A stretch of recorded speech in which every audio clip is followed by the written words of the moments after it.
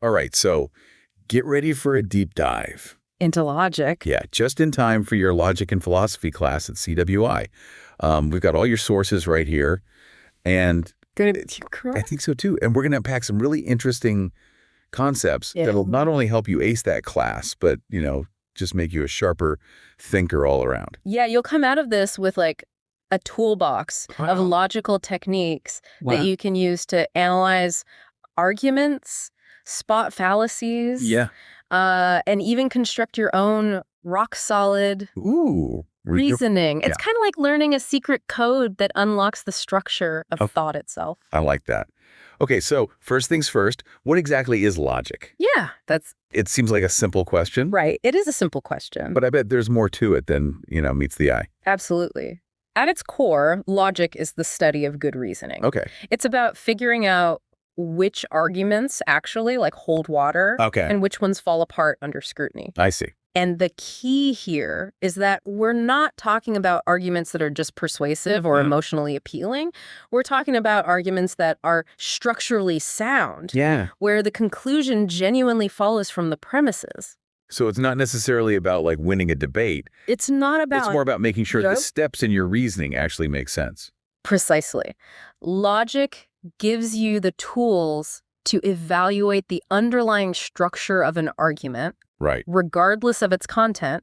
Think of it like a blueprint for building a house. Okay. You might have the fanciest materials in the world, but if the blueprint is flawed, the house is going to collapse. Makes sense. Similarly, an argument might sound convincing on the surface, but if the logic is faulty, it's not going to stand up to scrutiny. That's a great analogy. So it's like logic is the building inspector of arguments, making sure everything is structurally sound. Yeah. Now let's talk about the building blocks of these arguments, propositions.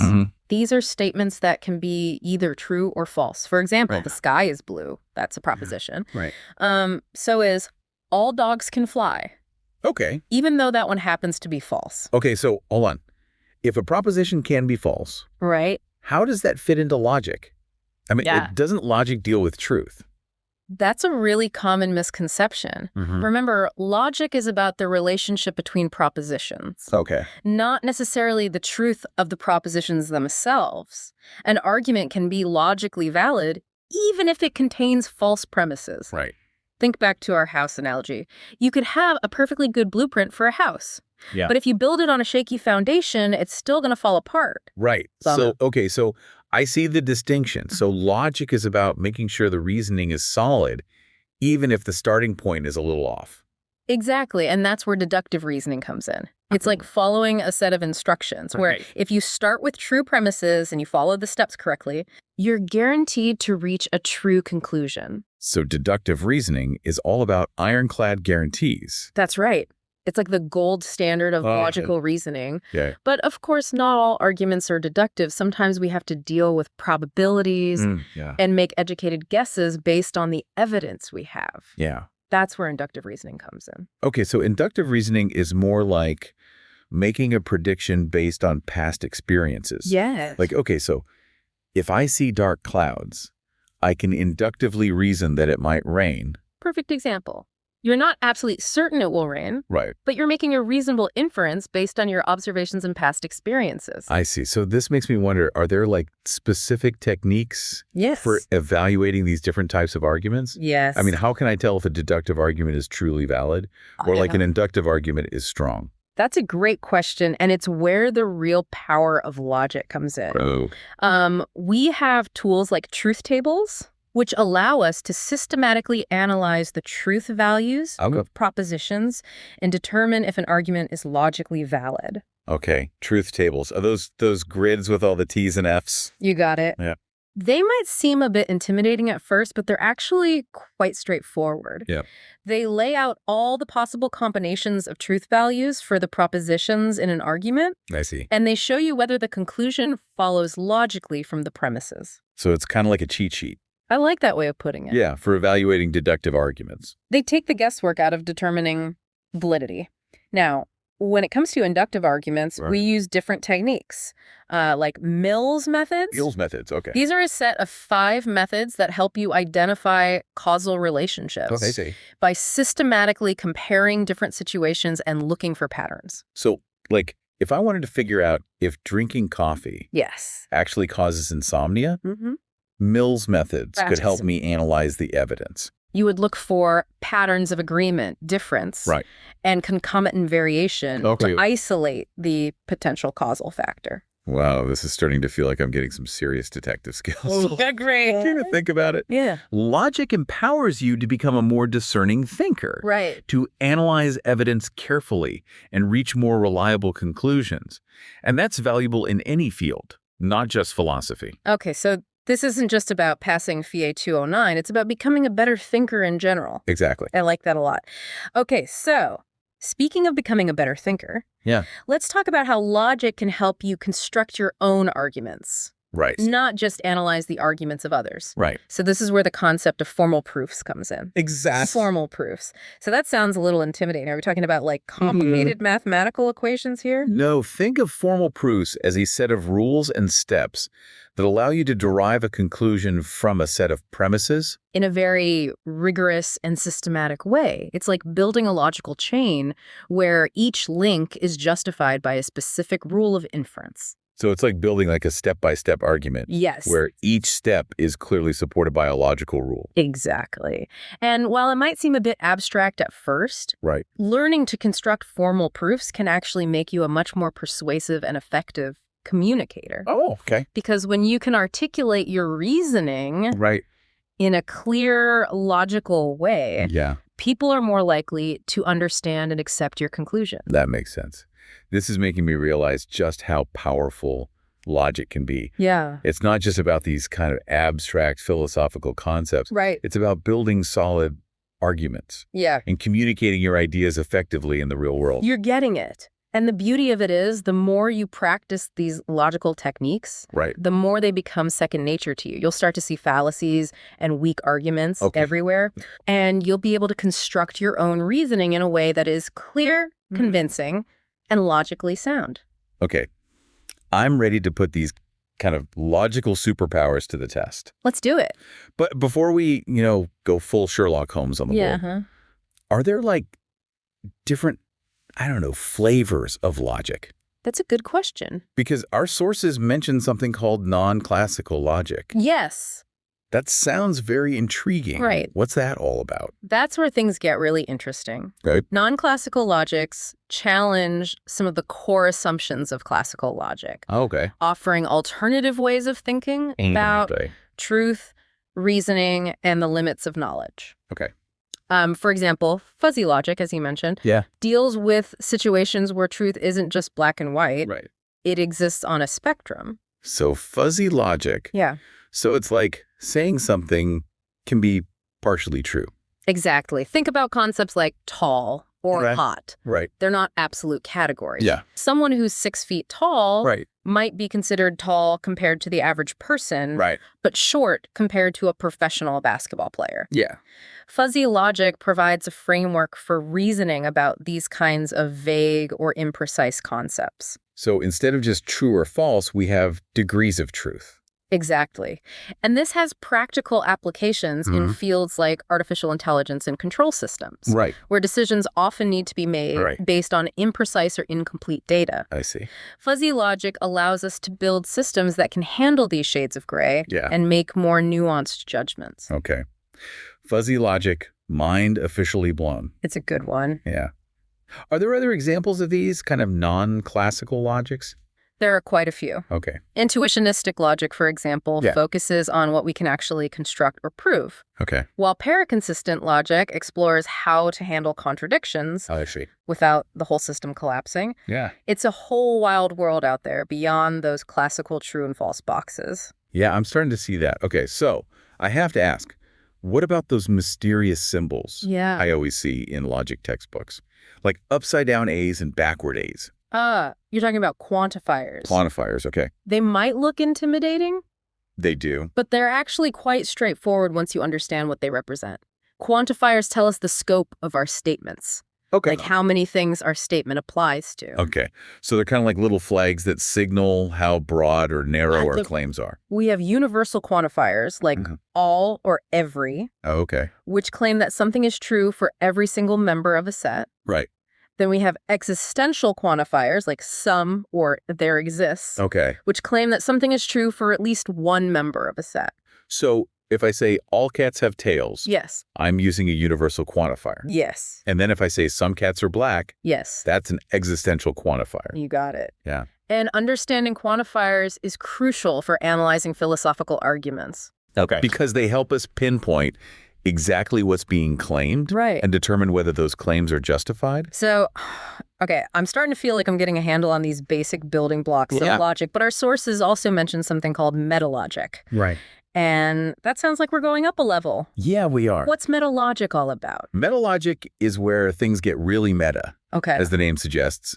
Instead of using logic to analyze arguments about the world, we use it to analyze logic itself. Whoa. We step back and ask questions about the nature of logical systems, their limitations, and their relationship to truth and knowledge. It was like logic looking in the mirror at itself. Exactly. And what's fascinating is that metalogic has revealed some pretty mind-blowing results. Oh. Like Gödel's incompleteness theorems, which demonstrate that even within perfectly consistent logical systems, there will always be true statements. Oh, that can't be proven within that system. Wait, so even with perfect logic, there are things we just can't know for sure. It seems that way. That's fascinating and a little unsettling. It is, and that's just the tip of the iceberg when it comes to metalogic. It's a field that grapples with some of the deepest questions about the nature of knowledge, the limits of formal systems, and the very foundations of mathematics itself. Okay. My brain is officially doing backflips. It's pretty amazing stuff. This is incredible. But before we get, like, too lost in the metalogical maze, can we bring it back down to earth for a second? Absolutely. And talk about how all of this connects to Fallacies 209. Yes. I mean, will I actually be using these logical tools to tackle real philosophical problems? Absolutely. Logic is the backbone of philosophical inquiry. It allows you to analyze arguments about everything, from the existence of God to the nature of free will. In fact, many different branches of philosophy have their own specialized logics that have been developed to address specific kinds of questions. So it's like logic is the Swiss Army knife. That's a great way to put it. Of philosophy, it's got a tool for every occasion. Whether you're exploring ethics, metaphysics, epistemology, or any other branch of philosophy, logic will be your constant companion, helping you to dissect arguments, identify fallacies, and construct your own rigorous reasoning. This is making me so excited to dive into FH 209. Good. It feels like I'm not just taking a class. I'm learning a new way of thinking about the world. Exactly. Okay, but before we get ahead of ourselves. Let's take a closer look at how logic is applied in specific areas of philosophy. For example, our sources mention modal logic. Which sounds like it deals with possibilities and necessity. What's that all about? Modal logic is fascinating because it takes us beyond the realm of what is simply true or false and into the realm of what could be true or what must be true. It's a way of reasoning about concepts like possibility, necessity, and contingency. So instead of just saying it's raining, we can say things like, it's possible that it's raining.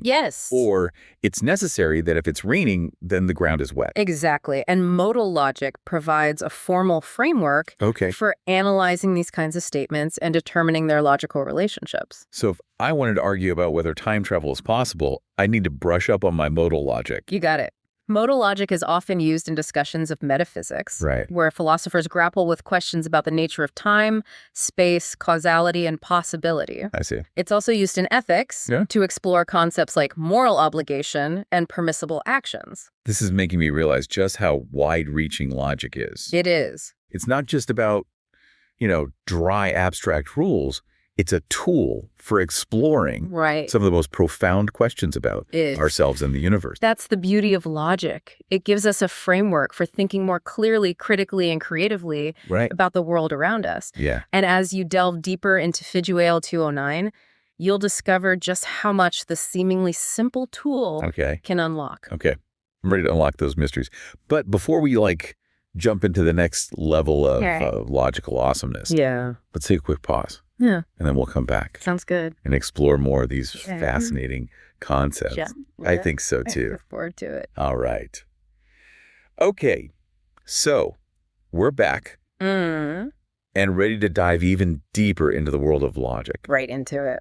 Before the break, we were talking about modal logic and how it helps us reason about, possibilities and necessities. It's like we've unlocked a secret level in our logical adventure game. Yeah, I like that analogy. Yeah. And just like in a video game, each new level of logic brings new challenges and new rewards. Yeah. Modal logic is a powerful tool for exploring philosophical questions that go beyond the simple truth or falsity of statements.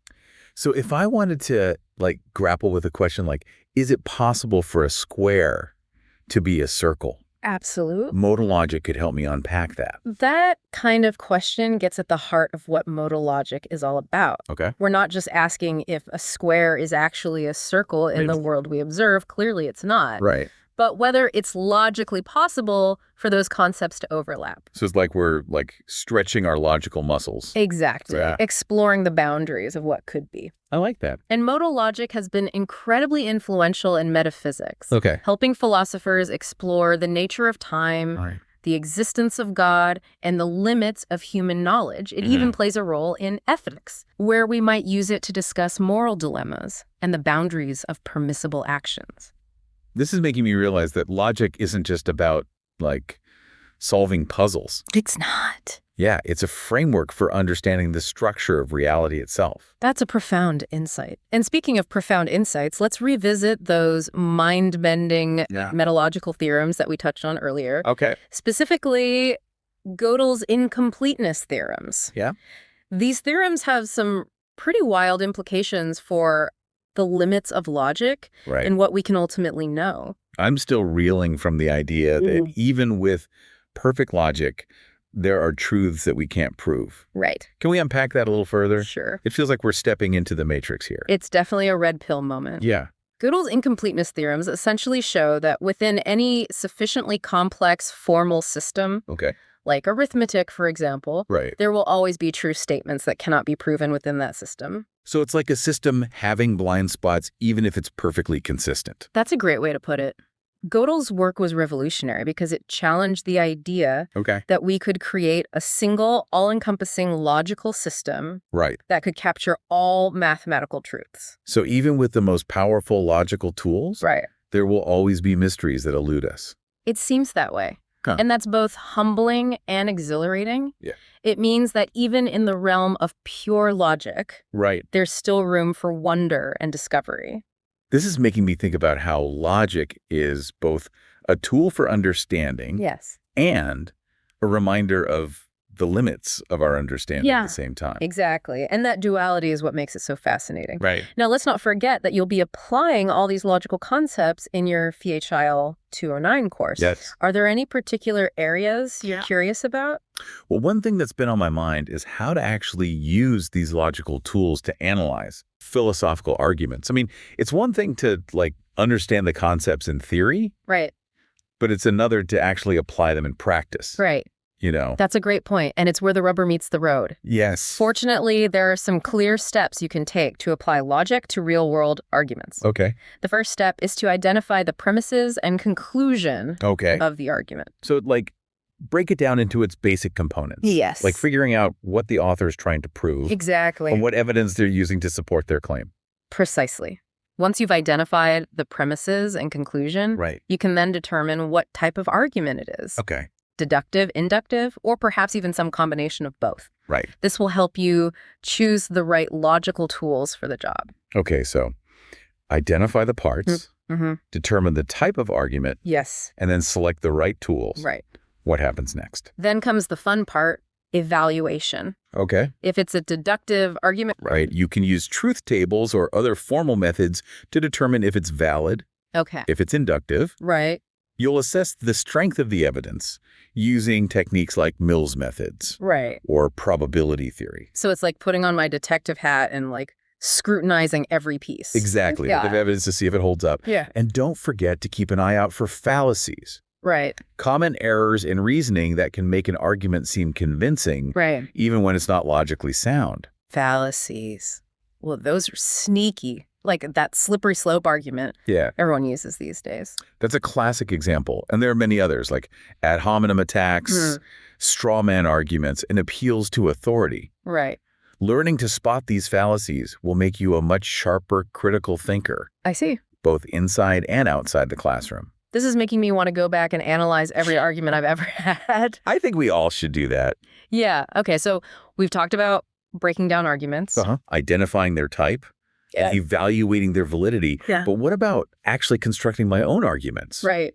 I mean, will I have to write formal proofs in FHL 209? You very well might. But don't worry, constructing formal proofs is like building a logical Lego masterpiece. I like that a lot. It's about fitting the pieces together in a way that's both sound and elegant. Okay, so less intimidating and more like a creative challenge. Yeah, exactly. I can handle that. And the more you practice, the more intuitive it becomes. Okay. Start by familiarizing yourself with the basic rules of inference. Okay. These are the building blocks of formal proofs. Right. These rules allow you to derive new statements from existing ones in a way that preserves truth.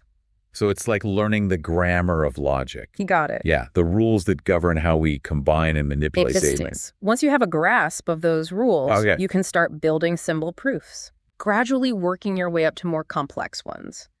And remember, there's often more than one way to prove a statement, so get creative and experiment with different approaches. This is making me feel like I'm learning like a new language, the language of logic. That's a great analogy. And just like learning any new language, it takes practice and patience. Of course. But the rewards are immense. Yeah. Being able to construct formal proofs will not only help you in FHL 209, but it will sharpen your thinking and communication skills in all areas of life. Okay, I'm ready to embrace the challenge. Right. But before we wrap up, I want to touch on something that we briefly mentioned earlier. Sure. The idea that different branches of philosophy have their own specialized logics. They do. Can you give me a few examples of those? Absolutely. I'm curious to see how logic adapts to tackle different kinds of philosophical problems. One example is deontic logic, which focuses on reasoning about obligations and permissions. Okay. It's used in ethics to analyze concepts like ought and forbidden.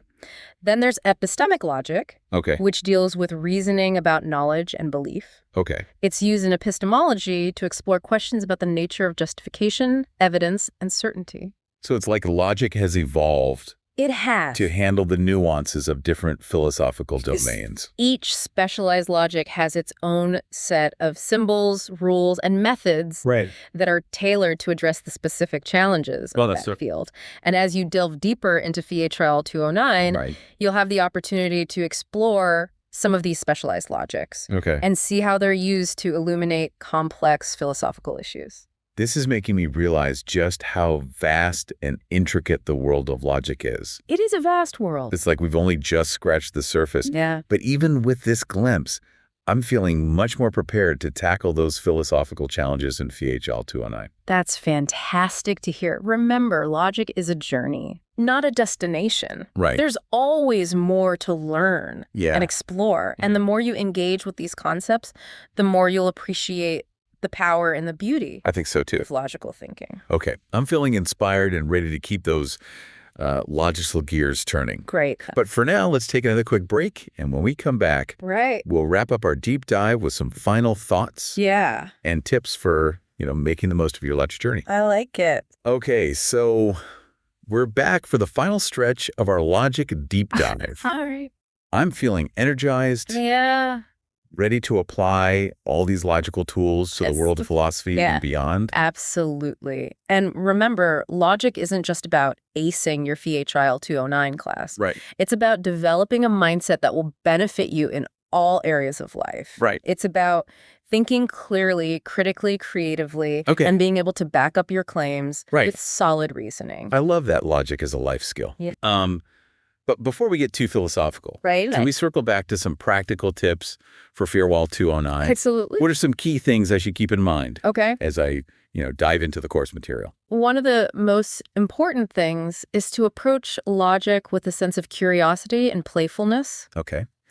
Don't be afraid to experiment with different approaches. Right. Make mistakes and ask questions. Yeah. The more you engage with the material, the more intuitive it will become. So it's like learning a new game. Yeah. The more you play, the better you get. That's a great analogy. Yeah. And just like in a game, there are strategies and techniques that Yeah. can help you succeed. Okay. One helpful tip is to break down complex arguments Right. into smaller, more manageable chunks. Right. Identify the premises, Yeah. the conclusion, Yeah. and any hidden assumptions. Right. Then use the appropriate logical tools to evaluate the relationships between those elements. It's like taking apart a clock to see how all the gears work together. Exactly. Yeah. And once you understand the inner workings of an argument, Okay. you can assess its validity and identify any potential flaws in its reasoning. Okay, so break it down, analyze the parts, Yeah. look for any logical hiccups. Yeah. Got it. Got it. Any other advice for navigating the world of formal proofs? Yeah. Those still feel a bit intimidating. Formal proofs can seem daunting at first, but they're really just a step-by-step process of applying rules of inference Okay. to derive a conclusion from a set of premises.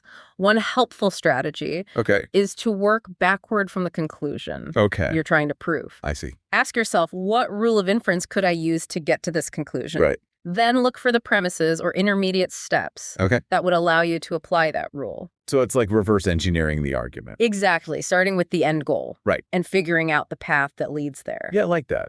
And as you become more familiar with the rules of inference, you'll develop an intuition for which rules are likely to be helpful in different situations. Okay, that makes sense. What about inductive arguments? Right. Those seem a bit trickier Yeah. because they're not about, absolute guarantees, right. but about probabilities and Yeah. strength of evidence. Yeah. Any tips for evaluating those? When it comes to inductive arguments, Okay. remember that we're looking for patterns and connections. Okay. Mill's methods are incredibly valuable here, providing a framework for identifying potential causal relationships Right. by systematically comparing different scenarios. I see. Look for patterns of agreement, difference, and concomitant variation Right. to help isolate the relevant factors. It's like being a detective gathering clues. Exactly. Yeah. Piecing together the most likely explanation. Yeah, I like that. And don't forget about probability theory. Okay. It can be a powerful tool for quantifying the strength of an inductive argument, helping you to assess the likelihood of the conclusion based on the available evidence. So Mill's methods for identifying causal links. Probability theory for measuring the strength of those links. Yeah. It's like adding some serious analytical firepower to my logic arsenal. You got it. Any final words of wisdom for a budding logician like myself? Remember that logic is not just about finding the right answer. Right. It's about engaging in a process of critical thinking, Right. being willing to question your assumptions Yeah. and revising your beliefs in light of new evidence. I love that. It's a reminder that logic is a journey, not a destination. It is. And it's a journey that I'm excited to embark on, especially with all the tools and insights you've shared today. That's great to hear. Thank you so much. This deep dive has been incredibly valuable. It's been my pleasure. I feel much more confident and prepared to tackle FIHIL 209 and the world of logic in general. That's one. So, to everyone listening out there, I hope you enjoyed our deep dive into logic and that you feel as inspired to embrace the power of logic as I do. It's a tool that can help us all think more clearly, communicate more effectively, and make better decisions in every aspect of our lives. And until next time, keep those logical minds engaged in happy reasoning. Absolutely. Happy reasoning, everyone.